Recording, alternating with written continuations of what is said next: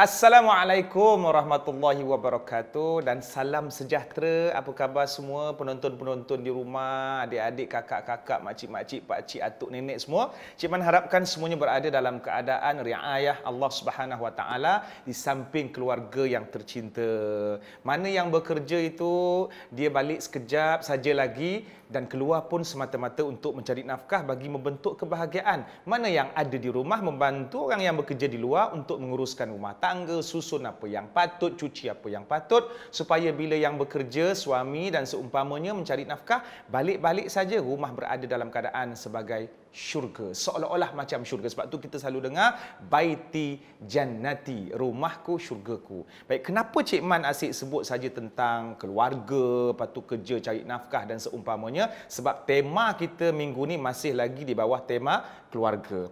Jadi bersama dengan Cik Man sekarang ini, bagi siapa yang mungkin baru menonton, ini dia rancangan Jawapan Paneh Cik Man. Baik, hari ini kita akan membincangkan satu topik yang tidak kurang penting ya, berkenaan dengan keluarga. Cik Man nak sebut tentang situasi-situasi tertentu, contohnya kalau kita ada keramaian, kemudian kita ada kenduri kendara, hari raya berkumpul ramai-ramai. Jadi waktu mula-mula berjumpa tu kita akan bersalam. Jadi topik hari ini berkenaan dengan salam, iaitu tajuknya nak salam siapa ni? Maknanya siapa yang boleh, siapa yang tak boleh. Tapi sebelum kita pergi lebih lanjut lagi menghuraikan tentang tajuk pada hari ini, saksikan video ini.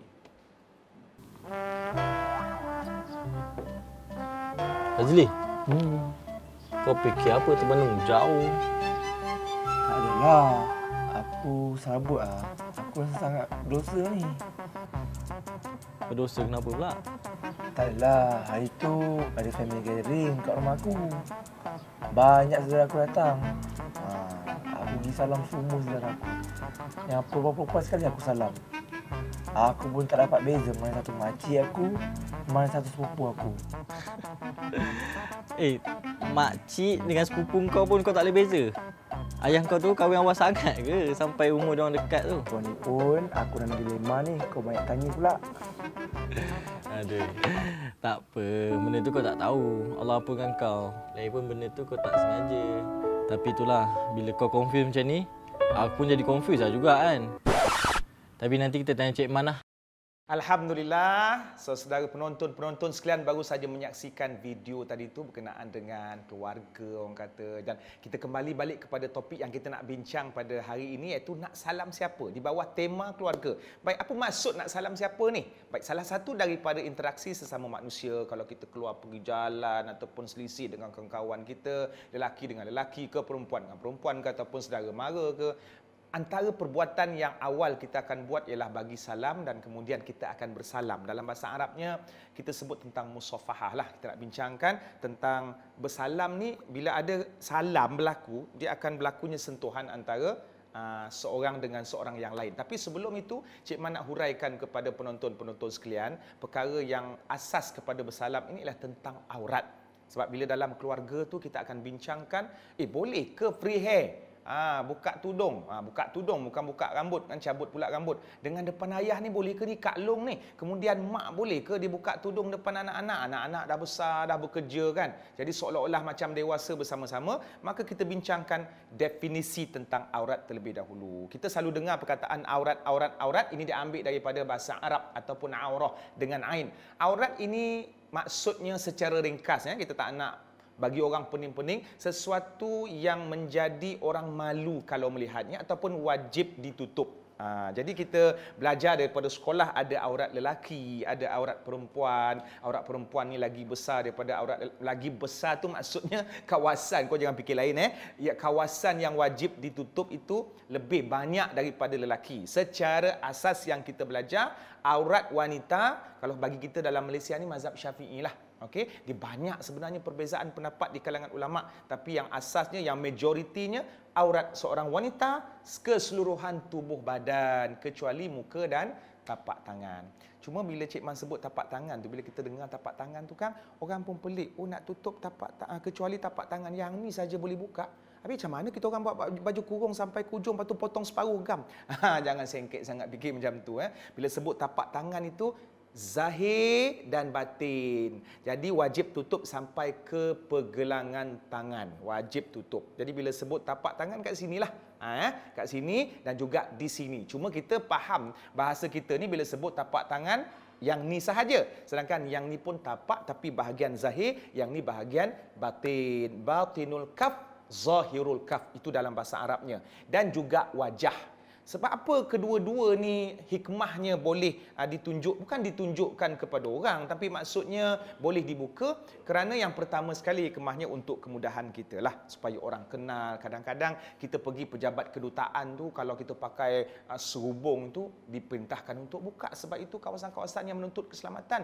Hari ni, zaman sekarang ini, ramai orang menyamar. Kadang-kadang dia pakai purdah. Wah, ingat aku orang perempuan gagah semacam aja bila kerja dengan polis, dia punya langkah tu mengalahkan Thanos. Jadi benda-benda macam tu yang kena syarat. Baik, awak nak masuk rumah saya, awak nak masuk kawasan ni, awak kena buka purdah ataupun buka cadar. Orang Indonesia sebut cadar. Jadi wajah itu boleh dipertontonkan untuk tujuan-tujuan yang tertentu dan melambangkan kecantikan seseorang lah. Ini dalam hal-hal untuk meminang. Baik, kemudian tapak tangan ni selalunya orang buat kerja. Jadi bila buat kerja, senang kita nak berurusan dengan apa yang kita nak buat. Nak basuh pinggannya, kemudian nak lipat kain. Manalah ada orang lipat kain pakai glove kebun. Jadi itu antara kemudahan yang Allah bagikan. Tapi sebahagian besar yang lain daripada tubuh perempuan wajib ditutup. Sebab Allah menjadikan perempuan ni no matter what the size tetap cantik di mata lelaki. Dia gemuk ke, is awesome. Dia kurus ke, tetap cantik. Dia rendah pendek ke, tetap cantik. Dia tinggi menggalah ke, tetap indah ciptaan Allah. Itu wanita yang menjadi daya penarik kepada kaum lelaki. Yang lelaki ni pula, dia ni dari segi tubuh badan, memanglah Allah menjadikan manusia itu cantik, tapi dari segi tubuh badan ni tidak sebagaimana menariknya perempuan. Daripada kepala sampai kaki peti ais 3 pintu. Perempuan 26, 37, 16 semut ke kerengga tak. Tapi lelaki ni tak ada saiz-saiz yang menarik. Maka sebab tu hikmahnya aurat lelaki ni simple sahaja. Aurat dia lebih kurang senang macam ni lah. Pakai towel tutup aurat. Towel kan daripada pusat sampai ke lutut. Jadi maknanya itu saja aurat lelaki. Kebiasaannya saiz towel. Jadi kalau seorang tu pakai towel, dah boleh shopping dah ke Giant, Maiden apa semua kan. Cuma hati-hatilah kalau masuk pintu aircon kuat, towel hilang kau masuk Metro ataupun Akbar Bita Harian muka depan. Jadi adik-adik, itu yang Cik Man nak huraikan sini tentang aurat. Maka sesiapa pun di kalangan kita yang faham dan kenal jantina dia, maka dia mesti menutup aurat. Bukan maksudnya kita nak kata, habis saya kena pakai tudung labuh, saya kena pakai jubah. Tak, kita kena faham kata kunci yang agama susun. Yang wajibnya bukan pakai tudung sekian-sekian ataupun yang pakai seluar sekian-sekian, jubah sekian-sekian. Yang wajibnya menutup aurat dengan sempurna. Tutup di bahagian yang diwajibkan oleh Allah Subhanahu Wa Taala. Jadi Cik Man dah huraikan pasal aurat ni, dia berkait rapat sebenarnya dengan tajuk kita yang nak dibincangkan, iaitu nak salam siapa. Ada persoalan daripada netizen, bukan seorang dua yang tanya, tapi ramai. Sebab bila sebut tentang netizen ini, diorang bersosial lah. Yang bukan mahram, yang ajnabi, yang tak ada hubungan keluarga, member lelaki perempuan salam. Jadi Cik Man, boleh ke macam saya ni perempuan, ada study group ataupun jumpa member lelaki bersalam? Yang ni mungkin panas sikit lah kalau kita bagi jawapan dan seumpamanya. Sebab memang dah jadi kebiasaan. Jadi untuk huraikan persoalan ini, jangan ke mana-mana. Kembali dalam rancangan Jawapan Panas Cik Man selepas ini.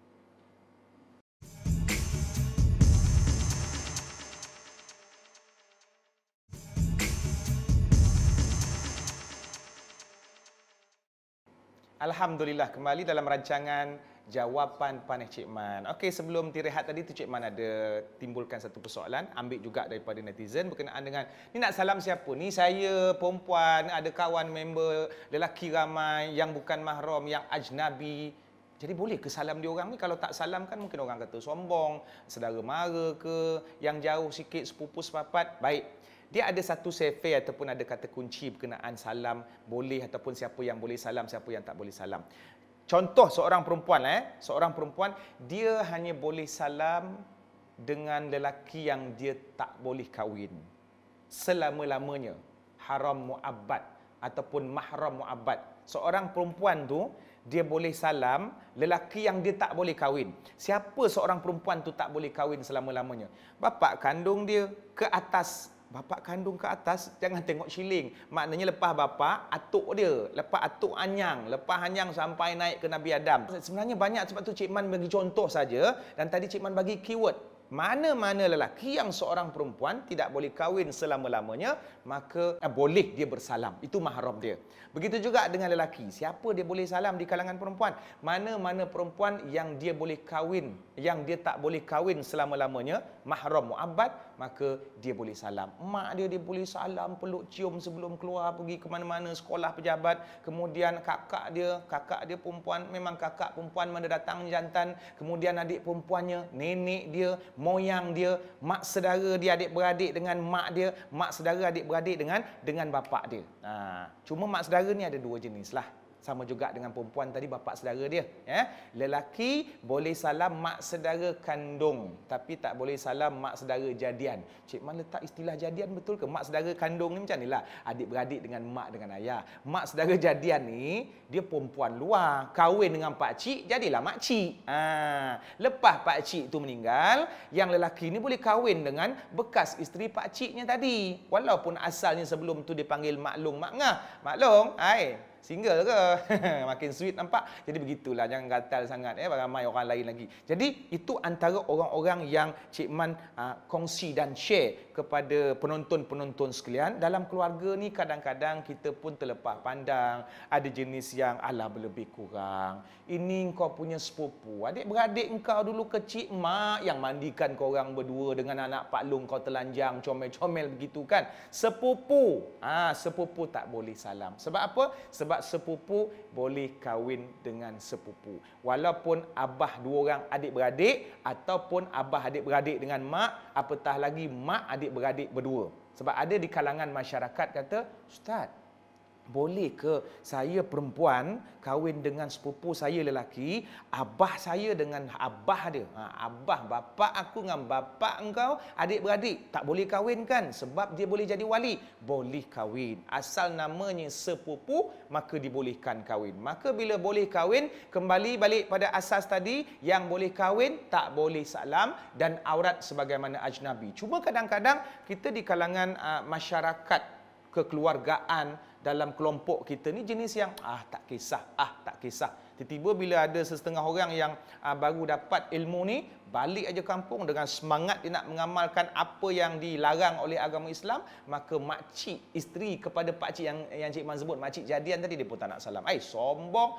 Adik-adik, kita kadang-kadang dalam hidup ni bila kita nak melakukan sesuatu dari segi dakwah dan seumpamanya perlu secara berhikmah lah. Sebab tu Allah sebut dalam Quran, a'udzubillahi minasyaitonirrajim, ud'u ila sabili rabbika bil hikmah wal mau'izatil hasanah. Jadi bila kita baru dapat tahu daripada ilmu ataupun sesiapa ceramah, tak boleh salam saya sebenarnya dengan makcik, kita nasihatkan ataupun kita berkongsi secara lembut dan hikmah lah. Minta maaf makcik, saya baru tahu yang kita ni walaupun ahli keluarga, tapi makcik tak boleh salam dengan saya sebab makcik bukan makcik kandung. Jadi itu secara lembut. Sama ada dia boleh terima ataupun tak boleh terima, kita dah selesai tanggungjawab kita.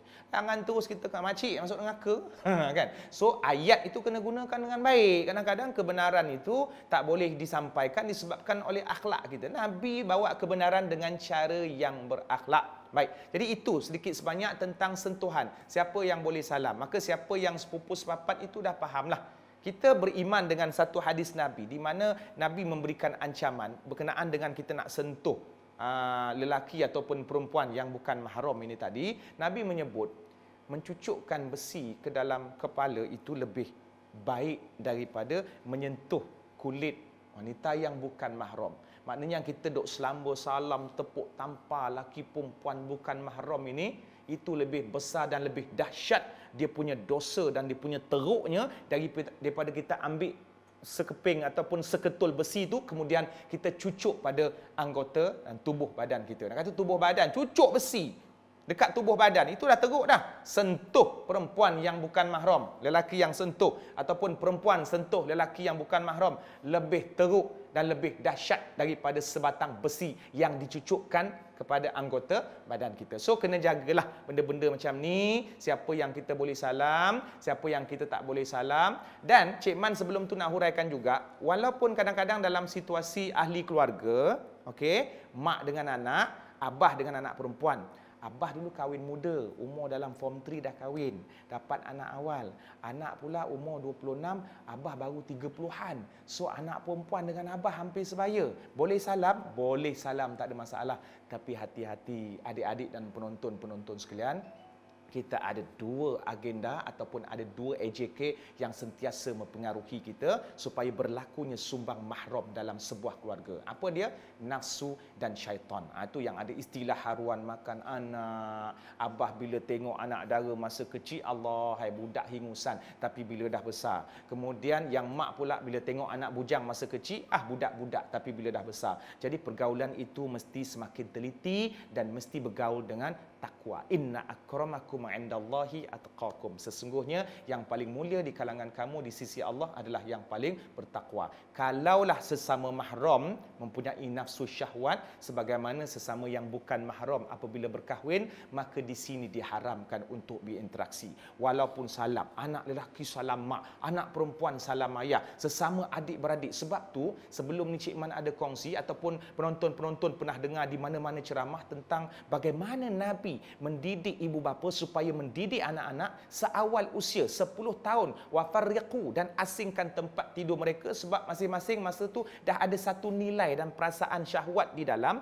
kemudian faham dah batasan-batasan dan ada perasaan dengan lawan jantina. Maka perkara inilah yang perlu dititik beratkan dalam kehidupan berkeluarga. Salam sepupu tadi memang tak boleh dah, apatah lagi salam yang bukan sepupu sepapat ataupun ajnabi, orang-orang luar. Tapi apabila berlakunya perkara-perkara yang berkaitan dengan nafsu sesama keluarga walaupun mahram, maka perkara-perkara yang berkaitan dengan sentuhan dan aurat ini dia akan menjadi lebih ketat lagi. Okey.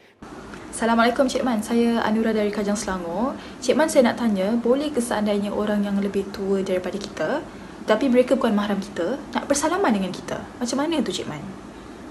Jangan ke mana-mana, kita akan huraikan tentang kes nenek ini nanti selepas ini. Kembali dalam rancangan Jawapan Panik Cik Man.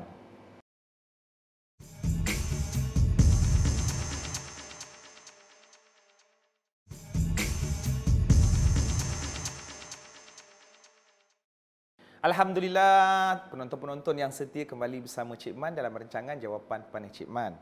Jadi Cik Man ulang sekali lagi bagi siapa yang mungkin baru balik ke rumah ke, baru datang ke ruang tamu ke, ataupun baru buka channel televisyen. Sekarang ni korang sedang berada dalam rancangan Jawapan Panik Cik Man. Tema untuk minggu ini keluarga. Kemudian kita sekarang ni sedang bincang satu tajuk. Untuk hari ni punya tajuk, nak salam siapa. Tapi bila bincang tentang salam ni bukanlah kita nak bincang pasal salam aja benda tu kan sebiji. Salam ni berkaitan dengan perhubungan sesama manusia. Kemudian dia ada kaitan dengan aurat, dengan siapa yang kita boleh tunjukkan aurat, dengan siapa yang kita wajib tutup dan seumpamanya.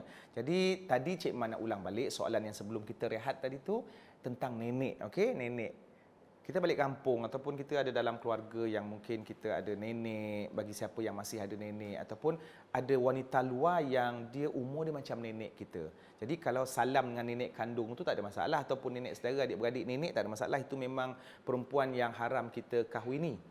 Begitu juga seorang perempuan, dia boleh salam dengan atuk dia, suami kepada nenek, kan? Suami kepada nenek iaitu lelaki yang haram dikahwini, ataupun adik-beradik dengan atuk dia haram dikahwini. Tapi ini perempuan ataupun lelaki yang berusia tua yang kita panggil nenek ataupun kita panggil atuk. Boleh ke tidak? Sebenarnya sebelum tu Cik Man nak uraikan satu lagi benda yang paling penting berkenaan dengan apakah hukum lelaki dan perempuan ajnabi yang tidak ada hubungan kekeluargaan, yang bukan mahram, tidak ada hubungan darah, bersalam. Maka sebenarnya ulama', ni korang kena buka minda sikit lah, kena open minded. Tu sebagaimana yang Cik Man sebut sebelum ni, dalam Islam ni mazhab ada banyak. So kita kena meraihkan antara satu sama lain. Dan kita pilih yang terbaik lah, mengikut acuan dan suasana iklim tempat kita. Ulama' berbeza pendapat tentang hukum lelaki dan perempuan yang bukan mahram bersalam. Mazhab yang pertama, haram. Itu jelas. Alah, dalam pada haram tu pun kita pun langgar juga kadang-kadang kan, tak payah nak acah-acah sangat. Mazhab yang pertama yang kita amalkan di Malaysia, mazhab Syafi'i, salah satu daripada mazhab yang membentuk majoriti mazhab-mazhab yang ramai iaitu jumhur ulama, mengatakan haram lelaki perempuan yang bukan mahram, yang tak ada hubungan keluarga bersalam. Ini majoriti. So korang faham situ, simpan itu yang tu dulu kan. Tapi walaupun Malaysia, tempat kita mengamalkan hukum haram, ramai aja jumpa lelaki perempuan kan. Kadang-kadang dengan alasan tak apa, saya dah anggap dia macam akak kandung saya sendiri. Ini saya akan angkat daripada form 1 sampai form 5. Yang ni pula adik angkat saya daripada tadika sampai sekarang. Dia itu emosi manusia, dia tidak boleh menewaskan hukum yang telah disusun oleh Allah Subhanahu Wa Taala. Sebab emosi manusia ni pun sendiri Allah yang cipta. Okey, itu mazhab pertama, hukumnya haram. Yang kedua ni seronoklah mendengarnya dan korang pun mungkin akan faham apa hukumnya. Terbalik daripada yang haram, hukumnya harus lelaki, perempuan yang bukan mahram boleh bersalam. Ini mazhab minoriti. Bukan kita kata, "Oi, boleh ustaz, saya nak pilih pendapat." Boleh. Kita ni bukan main pilih aja. Sesuka hati ada pilih pendapat yang seronok dengan nafsu kita ataupun tempolok kita pilih pendapat tersebut. Tak. Tapi setiap pendapat yang kita pilih, kita bertanggungjawab terhadap pilihan tersebut. Setiap pendapat yang kita pilih, kita mesti memilih dengan takwa. Setiap pendapat yang kita pilih, mesti ada tuntutan yang menyebabkan kita memilih pendapat tersebut. Bukan semata-mata, kalau macam tu, aku boleh salam awek aku sebab ikut pendapat yang kedua. Maknanya bernafsu pun tak apa. Yang tu dah cerita lain. Itu dah melibatkan dosa pahala sebenarnya. Maka mesti jujur dalam setiap pilihan yang korang buat, yang kita buat. Jadi mazhab minoriti. Kena faham dia punya point. Ini mazhab yang sedikit. Maknanya yang kuatnya ialah mazhab majoriti. Tidak boleh bersalam lelaki perempuan yang bukan mahram ataupun ajnabi. Cuma ada pula cumanya. Tadi tak boleh, lepas tu cuma. Macam nak balik-balik ke pendapat yang pertama yang boleh aja. Dalam Islam ni ada situasi yang kita panggil pilihan dan ada situasi yang kita panggil darurat, terpaksa, tak ada pilihan. Jadi bila terpaksa, tak ada pilihan ni, maka perkara yang asalnya ditegah menjadi harus. Kan ulama dah susun kaedah ad-darurah tubihul mahzurat. Perkara-perkara terpaksa, perkara-perkara yang tak ada pilihan, maka akan menyebabkan yang dilarang menjadi harus. Cik Man bagi contoh yang paling jelas. Lelaki bukan mahram tak boleh menyentuh perempuan bukan mahram ataupun ajnabi. Tapi dalam keadaan yang terpaksa, jalan seorang budak lelaki tepi sungai, tiba-tiba ada menjerit melolong dekat dalam sungai. Perempuan satu kelas dengan dia, kan? Minta tolong. Ni nak mati lemas dah ni. 2-3 minit kalau lewat. Yang lelaki pula pandai berenang, juara kebangsaan. Jadi apa ketika itu kewajipan dia? Menyelamatkan nyawa. Terjun, kemudian pegang budak perempuan tu. Takkan pergi tiup sampai ke tebing sana. Pangang biar tempat. Jadi maknanya memang terpaksa pegang. Memang terpaksa pegang. Jadi waktu tu tak payah bincang lagi dah. Minta maaf cik, mengikut perbahasan ulama, memang tak boleh menyentuh lelaki perempuan. Ya? Semoga mati syahid. Baik, ini dalam situasi darurat. Tu yang Cik Man sebut tadi, kaedah ulama, ad-darurah tubihul mahzurat, iaitu darurat membolehkan perkara-perkara yang asalnya dilarang. Itu satu situasi lah. Mana nak berkaitan dengan sentuhan. Cik Man nak huraikan tentang pasal laki perempuan bersentuhan. Cuma Cik Man nak kaitkan tadi dengan salam tadi, yang dikatakan boleh tu, merujuk juga kepada situasi-situasi yang macam ni. Contohnya seorang nenek, dia dah tua, yang dijangka dia tidak ada keinginan. Keinginan tu boleh diterjemahkan kepada syahwat, maknanya sebagaimana keinginan perempuan terhadap lelaki. Nenek tu umur dia dalam lebih kurang 150 tahun ke ataupun dalam 95 tahun. Kemudian lalu budak lelaki form 2 baru akil balik kan, baru nak kenal dunia. Jadi nek cu mai sini lama tak jumpa kau. Kau ni cucu si bedah ke? Salam nenek. So tak ada masalah. Boleh salam ketika itu mengikut pendapat yang minoriti dan ketika itu tidak ada fitnah dan tidak ada syahwat. So, Cik Man nak nampakkan kepada penonton sekalian bahawa Islam itu ada keluasan. Begitu juga dengan seorang perempuan ataupun kanak-kanak perempuan ataupun remaja perempuan yang bersalam dengan lelaki yang tak ada keinginan, yang dah terlalu tua dan seumpamanya, dengan syarat aman daripada fitnah dan juga nafsu syahwat. Nafsu syahwat ni kita faham lah. Bila nenek salam budak form 2 tu, tak ada nafsu. Tapi kalau nenek tu dah lain macam, nampak gantengnya, tu tak boleh lah. Ataupun fitnah daripada orang lain. Tapi selalunya kalau nenek selisih dengan budak lelaki form 2 bersalam apa semua, masyarakat tengok pun, ya Allah, nenek tu daripada budak tu kecil memang dia manjakan budak. Tu tak ada masalah. Jarang orang tengok nenek tu dah couple dengan kau sejak berapa tahun kan. So benda-benda fitnah ni kena faham lah. Kalau nak melibatkan fitnah ni, jangan tunggu orang yang bukan mahram. Yang dalam keluarga sesama mahram pun boleh jadi fitnah, maka hukumnya haram. Cik Man bagi contoh. abang kandung pegang tangan pergi shopping dengan adik perempuan kandung, hukumnya haram kalau menimbulkan fitnah. So fitnah ini salah satu daripada perkara ataupun punca yang menyebabkan kita ditegah untuk melakukan perkara-perkara yang boleh menimbulkan fitnah. Jadi itu sedikit sebanyak yang Cik Man boleh share dengan penonton-penonton sekalian dan kongsikan pada ahli keluarga dengan tajuk kita pada hari ini, nak salam siapa. Dia meliputi juga sedikit perbahasan tentang aurat. Kita masih lagi dalam lingkungan keluarga untuk tema kita minggu ini. Jadi untuk selebihnya tu engkau orang boleh dapatkan info daripada laman-laman ataupun sumber ilmu yang lain. Tapi untuk program Cik Man ini, kau tanya je, Cik Man jawab. Maka jangan lupa untuk bertemu dalam episod yang seterusnya selepas ini pada waktu yang menjadi temu janji kita kembali selepas ini pada hari-hari yang lain dalam rancangan Jawapan Paneh Cik Man. Assalamualaikum warahmatullahi wabarakatuh. Jumpa lagi.